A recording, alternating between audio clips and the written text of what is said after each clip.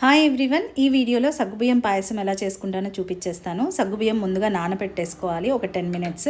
తర్వాత బాయిల్ చేసుకుంటే అసలు సగ్గుబియ్యం అనేటివి స్టిక్కీగా ఉండవన్నమాట, చాలా ప్లెయిన్గా ఉంటాయి. ఇంకొక ప్యాన్ పెట్టేసుకొని కొంచెం నెయ్యి వేసుకొని సేమియా అనేటిది రోస్ట్ చేసుకున్నాను. ఇంకా ఉడికిన సగ్గుబియ్యంలో ఇదంతా మిక్స్ చేసేసుకొని ఇంకొక 10 మినిట్స్ అయితే ఉడకపెట్టుకోవాలి. ఉడికిన తర్వాత పాలు అనేటివి యాడ్ చేసుకోవాలి.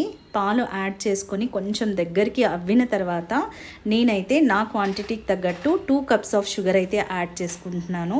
సో ఈ షుగర్ కూడా మెల్ట్ అయిపోయిన తర్వాత ఇంకా బాగుంటుంది. ఇంకా లాస్ట్ ఫైనల్ టచ్గా అయితే కొంచెం నెయ్యి వేసుకొని డ్రై ఫ్రూట్స్ అనేటివి రోస్ట్ చేసుకొని వాటిలో యాడ్ చేసేసుకోవాలి.